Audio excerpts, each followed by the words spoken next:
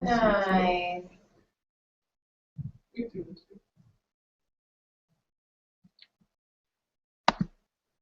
I don't even see your parents. Kind of just buzz in and out. Harleen, are we good?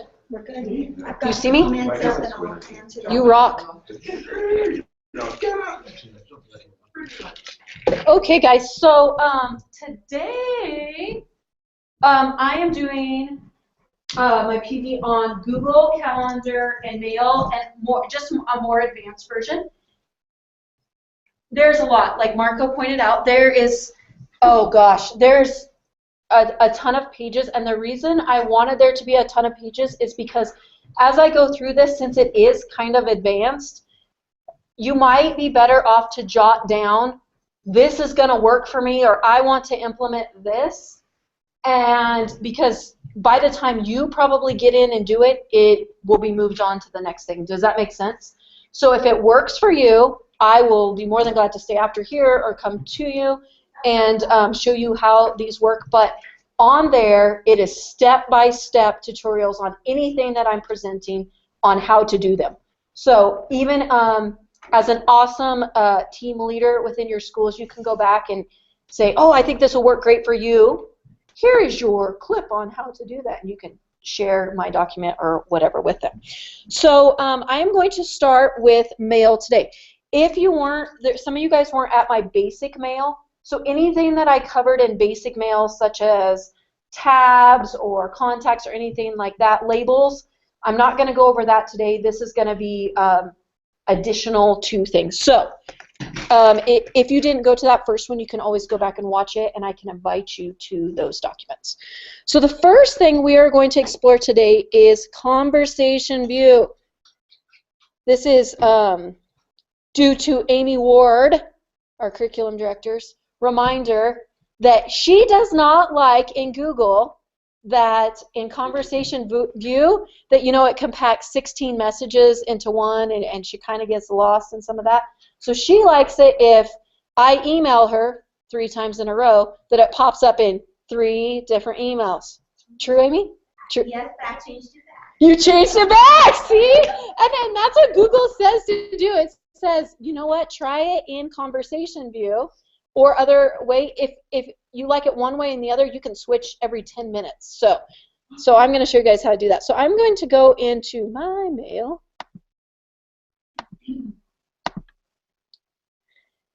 And most of these features we're working with in today are in your Gearbox, which is your settings. And you're going to go into settings. Okay, and then within here you have anything up here are some different tabs that we'll go through, but on Basic General is where you're going to find this Conversation View. So if I go all the way down to right here that says Conversation View, you can have Conversation View on, which is automatically set to, or you can turn it off. So I'm going to turn it off and show you guys what my mail, if you just have to go down and click Save Changes, what my mail will look like then.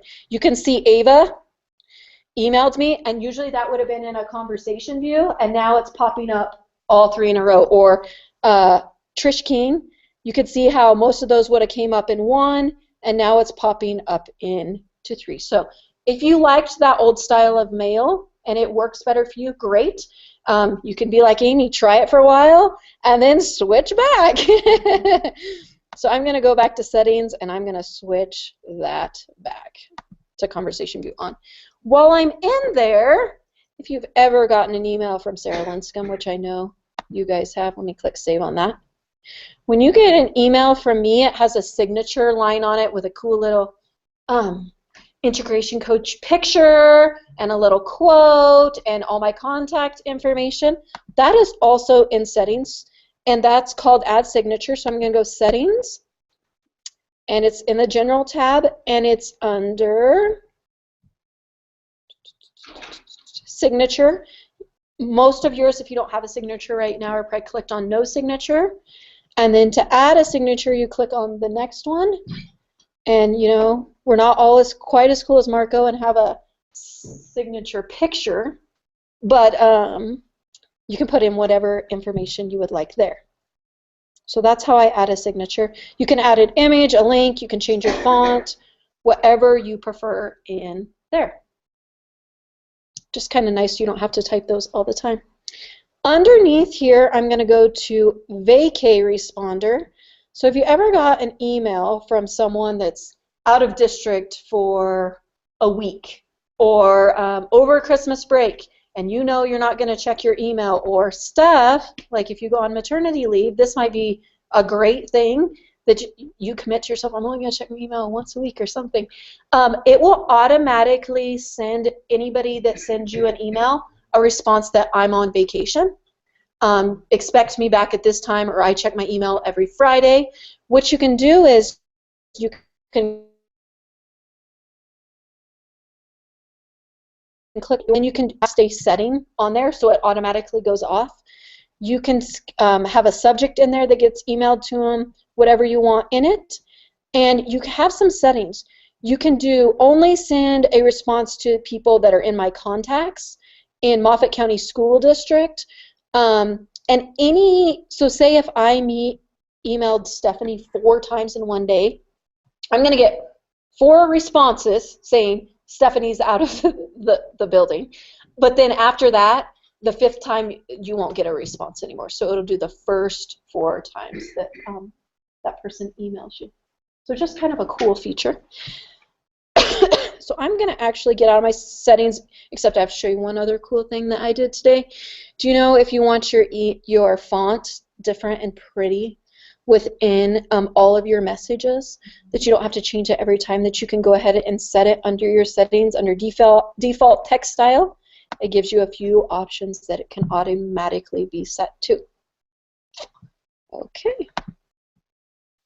So I'm going to cancel out of that. And this is a new feature for me, and I think as a classroom teacher, especially with our ELL population, this would have been an amazing feature to have to go out in some of my reminder emails. So say I want, let me go here to my email to Mike Mitchell about my little facilities meeting, and say I wanted to forward this email to Marco in Spanish. I can go right here, whatever email I want to be on it, and I pull down my drop-down arrow, and I can translate message.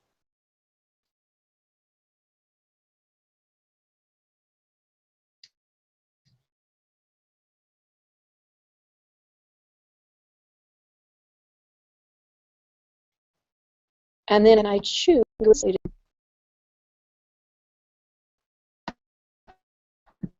click view original message so I can remember what, and change it back into English. And vice versa, if a parent that speaks Spanish sends you an email in Spanish, you can translate it into English. It does give you a warning that there might be some dialect errors with it, but that it works very good. So does it have to be a Google to Google message? Like, what if they aren't using? Nope, it does not have to be a Google to Google message. Can I do it? Compose a message and translate it? Yep. So you just type in your message, and the same feature, you click on that arrow and translate message. Because I tried to do that. Uh-huh. And when I did that, and it didn't have an option to translate. So one of the things it said within it, and I can look at yours, is that, so say you might need to send that message to yourself, translate it, and then forward it to them, Okay. because that lets it have like a blueprint in the back of the original message. So that is something we might want to try, but let me look at that in a second with you. So kind of a cool little feature there. Let me go into my labs here. So labs are a fun advanced feature within Mail and within Calendar. If I go into my settings, again, labs is one of my tabs at the top. Now labs are like a cool feature that these really cool, nerdy Google people, they've created for some reason to make their lives easier. So do you guys see how I have my calendar off to the side right here? You want a cool calendar like that? It's a lab and it's called Google Calendar Gadget, and you enable it, and then whatever calendars I have selected automatically pop up right here. So it's a reminder within your email. Another one that a lot of people like is, do you guys see how my Hangouts are off to the right-hand side? That's a lab. Why I like that there is you're never having to try and find that people are talking to you. I can see my peeps right there, and if they're online, and it's called a right. Let me search it. It's a right side chat. That's all it is, and you enable it, and it automatically goes there. They have all kinds of cool labs, like let me cancel out of that one.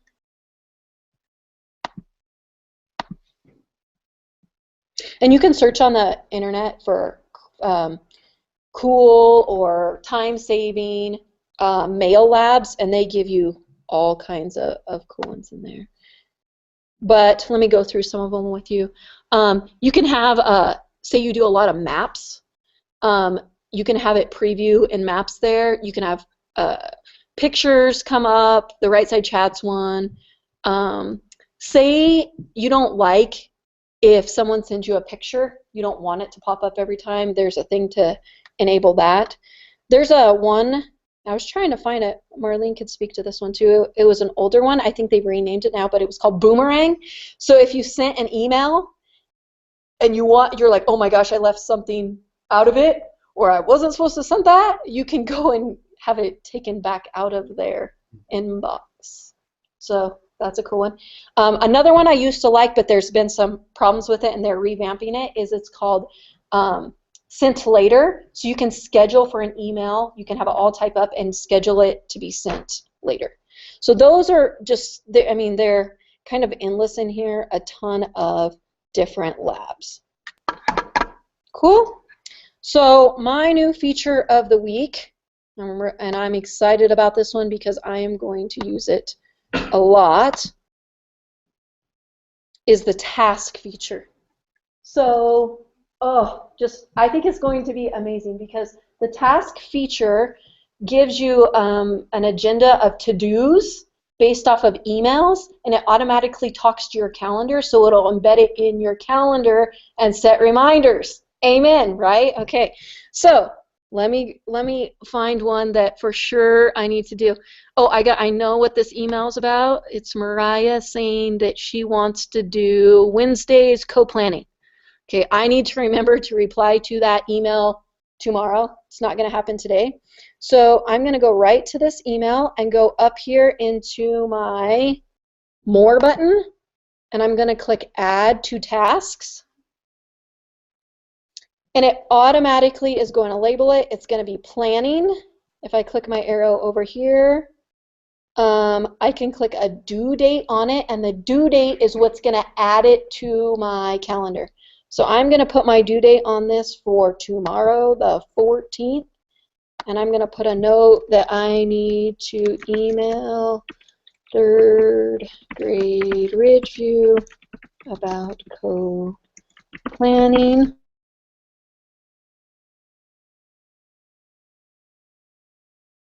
Put different lists on, and I'm going to click, let me hide that real quick. Did you have to turn that on or something? Oh, nope, it should, did you go to your More? And you're within an email. You have to be in an email. And you did More. So then you go to Add to Tasks. Mm-hmm. Okay. Did it pop right up? That little file with a down arrow. And you did this one? Just to be in an email. And I go back to my list. And if I had it in a different list, I could go move to list. If I had different lists, I can go back to my list. And let me check with you guys really quick and see how it gave me more details. Did you get it this time? Yep, it automatically added it on there. So this was, you're good. Yeah. So add that. Yep, it goes right there. Holiday party. Yep. A due date if you want it to add to your calendar. Otherwise within your mail, it's just giving you a box that these are the things I need to do and check it off. So you don't have to put a due date on it. So go right there. more, add to tasks. And then I've Yes, already kind of Books put are it fun, are in there. So check it off, I did it. in. And you can delete them. It saves automatically, right? It automatically saves. I even think in your accountant. So that's my next step. So it automatically puts it in your, as long as you set a date, a due date on there. I'm going to show you guys what that looks like into calendar, and I'm going to switch you guys over to calendar now. Anyways, so that's going to be our transition. I'm going to go to my apps to calendar, and you are going to see that they show up at the top, and now I have planning with my third grade team right up there. So if I click it off here, it's automatically in my mail also going to check it off.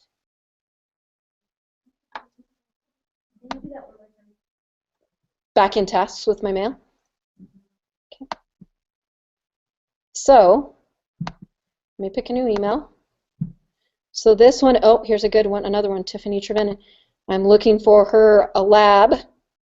So I'm at my email. Okay. I'm going to click more, add to tasks, more than mail and calendar. And I'm going to go over here. I'm going to edit my detail.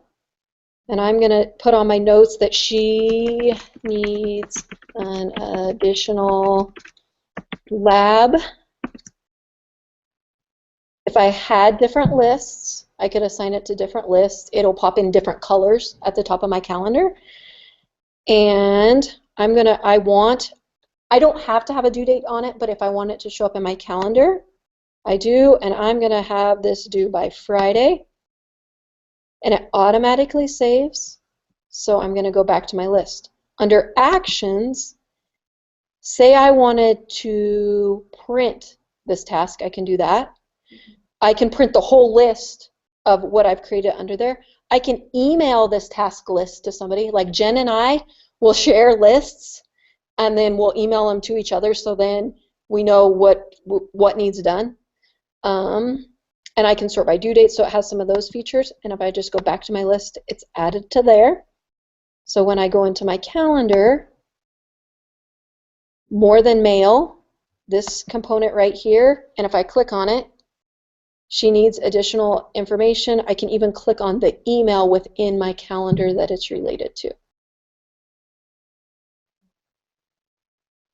And I can move it to a different list if I had more lists. I can delete it also as I get done if you don't want check mark boxes. Cool? Those come up at the top. Now, oh, let me go back over here.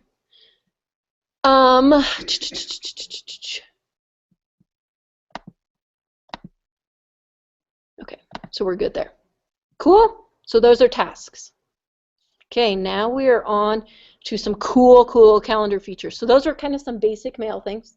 Again, if you want help with anything on mail, like on those labels or different views, I'd be more than glad to help you with any of those or setting any of these up.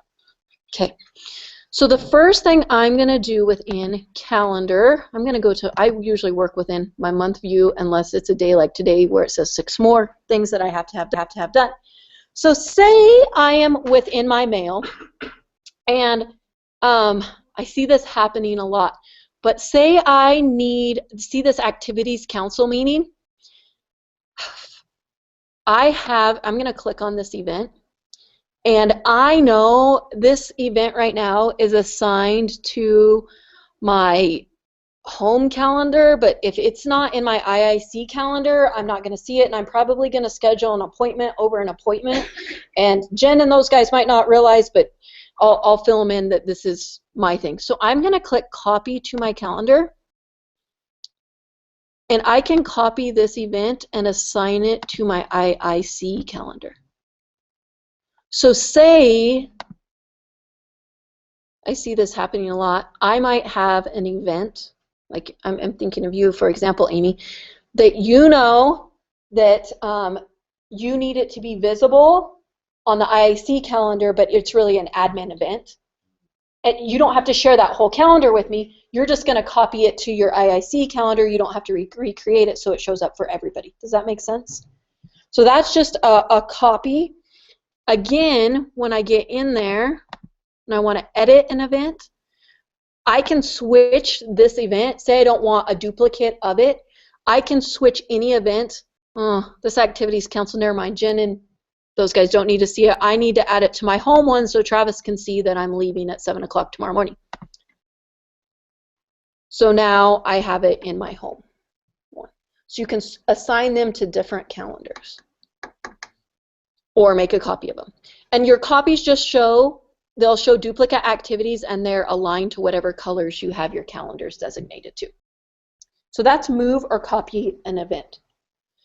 So on sharing calendars, I think we're getting pretty good about, as a district, sharing calendars, but what if I want to share that calendar with parents, okay, that aren't within our Moffett SD site? So if I go over here to any calendar, I want to share my home calendar, let's see, I want to share my classroom calendar with my parents. So I'm going to go over here to this drop down arrow on there and I'm going to share this calendar, and over here on my share my calendar, this is my email address that I enter in here if I want different people. Like if I hit Marco, his name's going to pop up, right?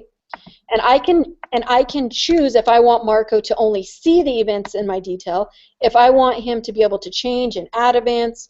I can and he can make changes to events but not add events. So, or he might only be able to see when I'm free or busy.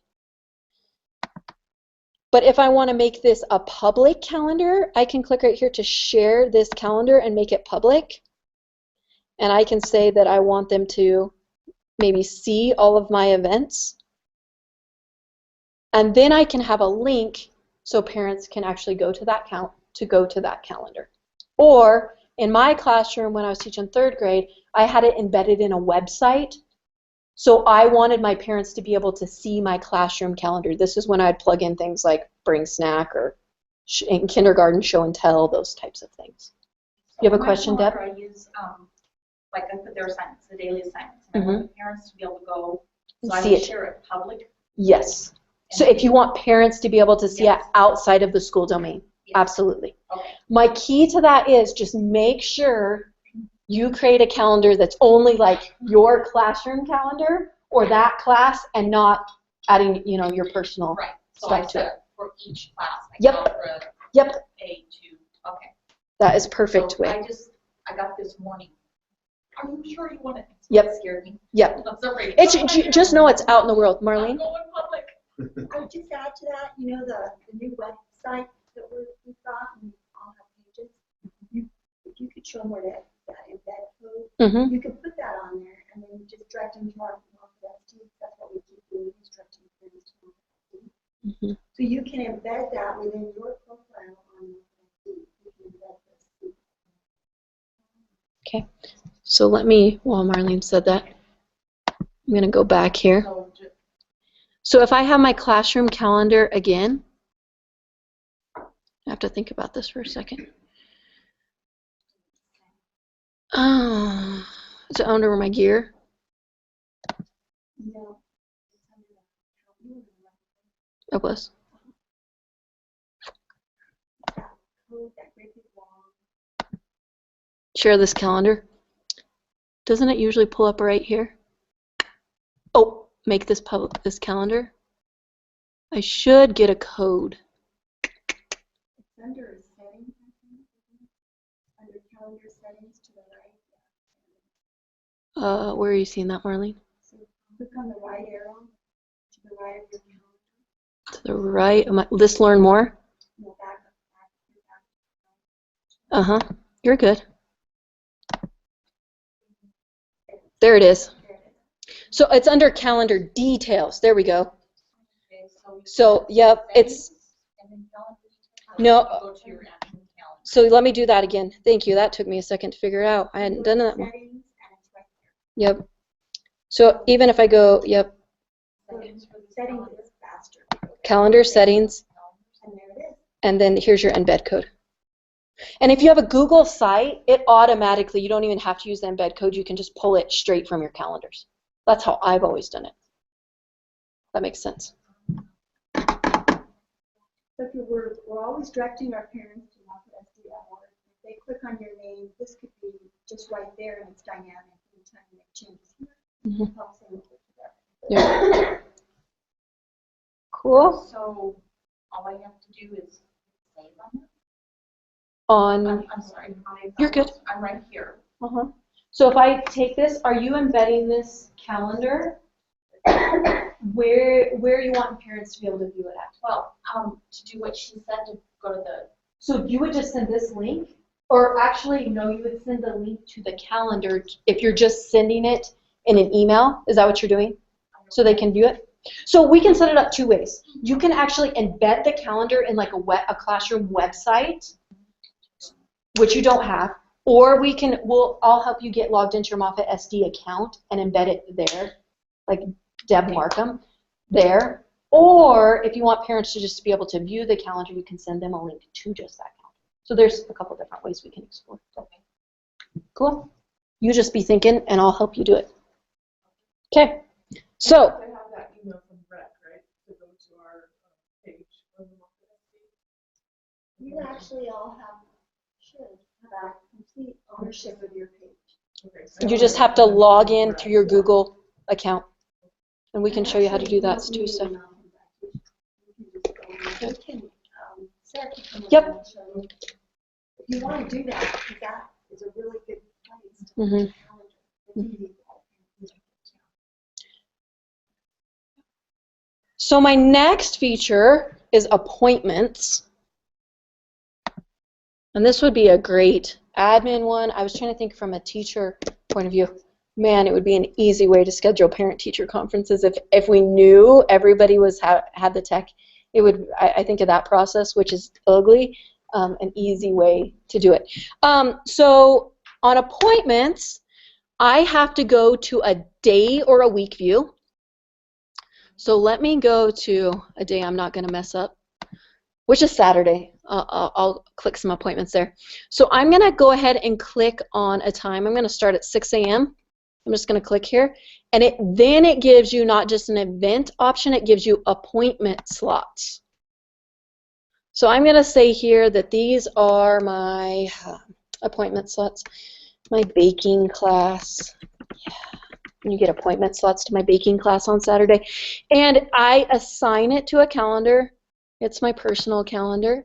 And then I can offer a single appointment slot, or I can offer slots of 30 minutes or 15 minutes or 10 minutes or whatever I want.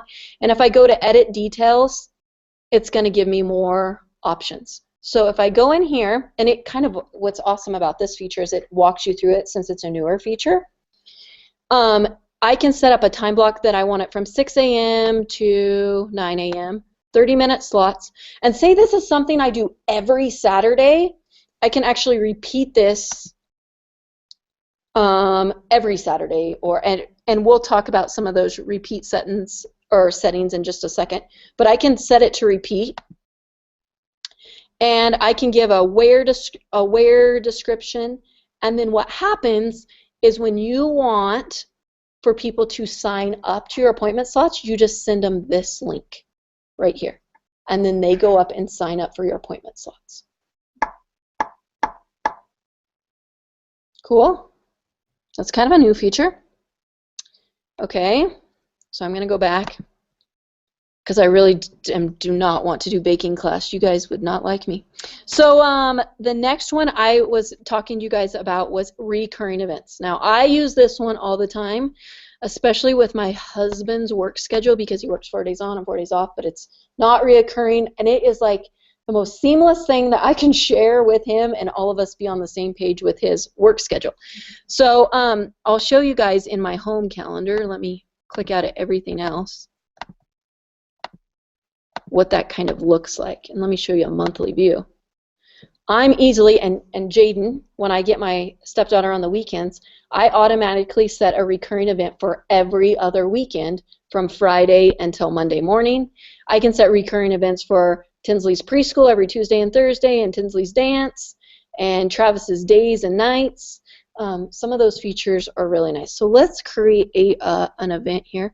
Let me go to my my classroom one. And I'm going to click on the 15th. And I'm going to go ahead and go in to edit my event. And I'm going to name this sample. And I don't want it all day. So I'm going to set it from 10 to 11. And I'm going to repeat this event. And I have the repeat options of weekly, monthly, Tuesday, Thursday, Monday, Wednesday, Friday, yearly. That's a good one for birthdays that you always forget.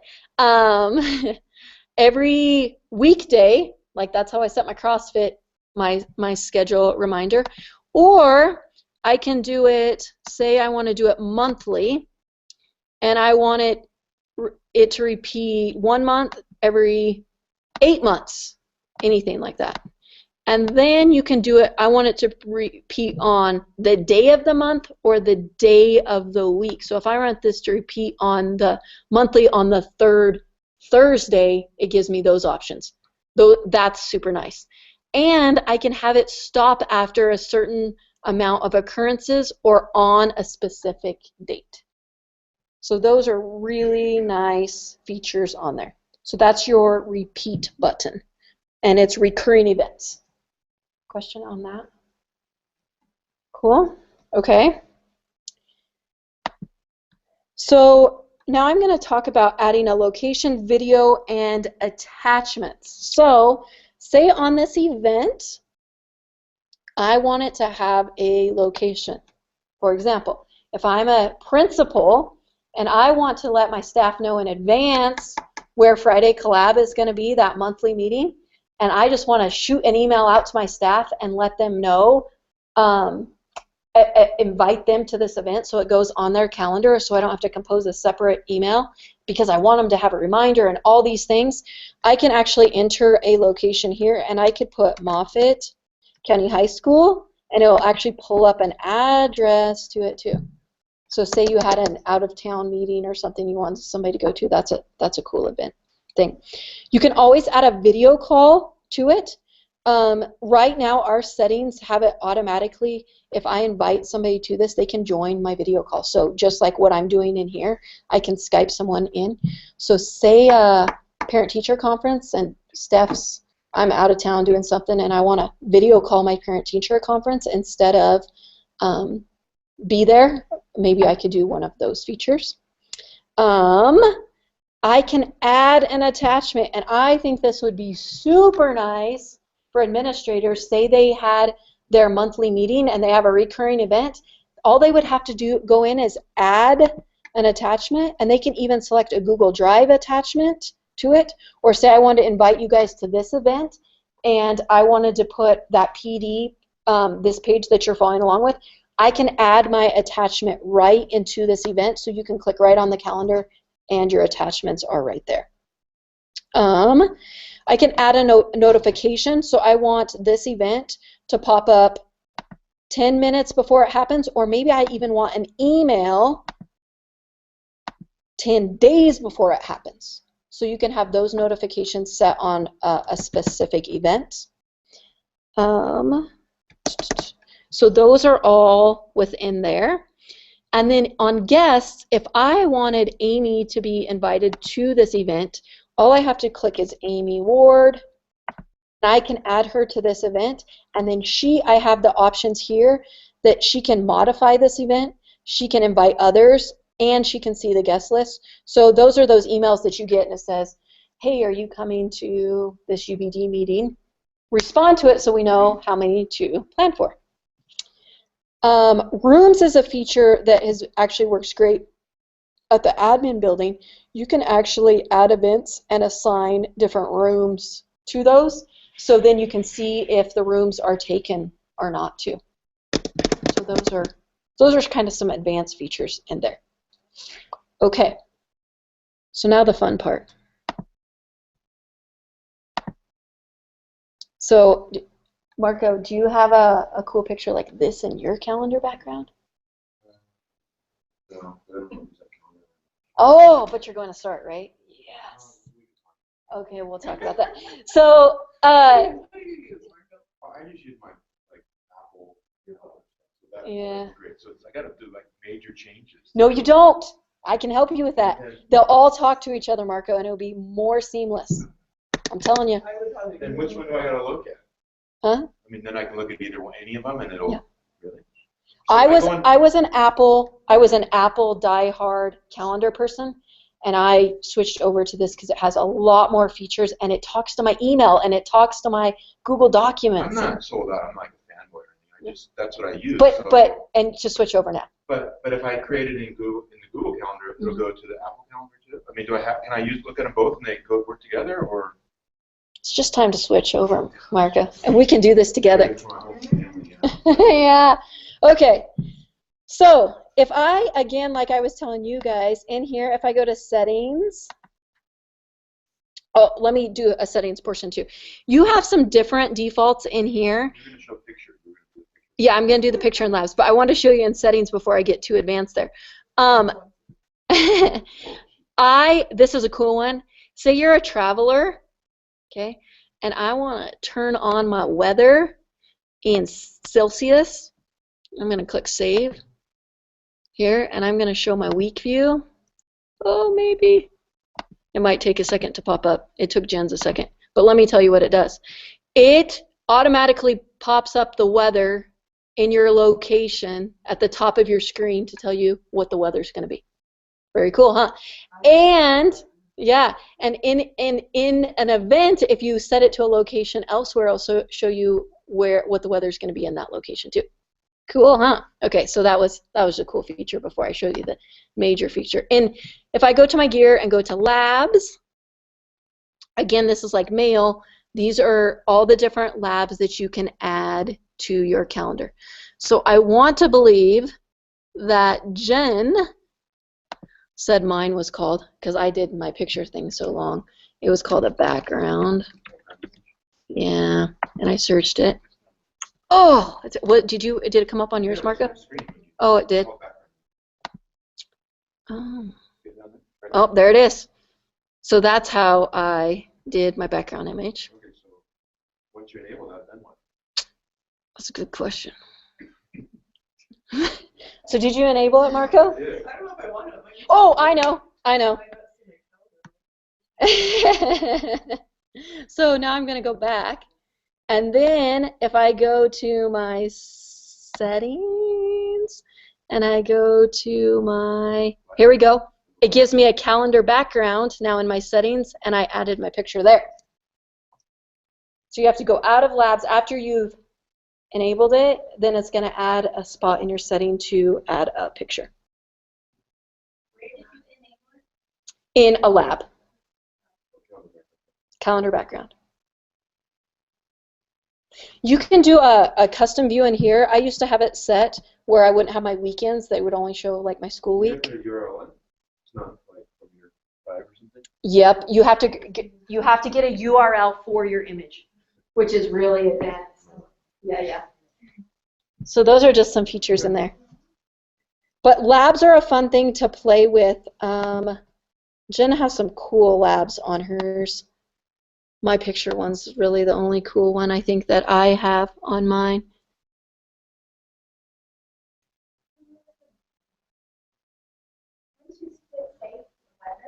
Mm-hmm. It took hers a little bit, but it should have went. Let me go back to my here, that weather. And let me make sure she didn't have anything else. It was mountain. That was good. It took just a little bit to display, Andy. Hers did, but it pops up in the very, very top. It was weird. We had clicked it and it didn't work, and then all of a sudden it showed up. It might just take a little bit of time. So those are kind of some of the fun things. And the last component on here is that, Marco, on your devices, it's really easy, and Jen has a Samsung and I have an Apple phone, is that you can add your calendar. You just go into your settings, and it's where it says calendar, mail, contacts. You just sync it with your Google. It automatically pulls up your Google, and then all you have to do is type in your information, and then you can sync it all on there. And Word of warning, it wakes you up every night. if you have reminders set. Yes. So I turn my phone off because it will tell you in advance when your appointments are for the next day. Yes. If you have your reminders set. Or you can put a sleep mode. Right. And that is under, just so you guys know, if you want reminders for that, you hit, like on my personal one, I can hit edit notifications. Like on my personal calendar, I don't have any notifications set up there. And then on an Apple device, you can set up your sleep mode from a certain time to a certain time. So my phone doesn't ring from 9 till 7. And on weekends, So where's the huh? You swipe up, swipe up. Yep. Good call, Marco. The moon.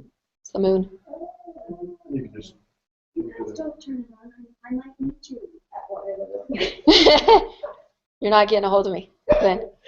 But if you have a favorites person, so Travis is in my favorites. So if Travis calls me at night during sleep mode, it will actually, it overrides it. And of your favorites? yep, and if, I'm not telling you guys this to call me at night, but if you call someone on your sleep mode 2 times in a row back to back, it'll interrupt the sleep mode. It's good to know, huh? For emergencies. Cool. So I'm here for the next whenever to help you guys with anything. But those were some of the advanced features within Google Calendar and Mail.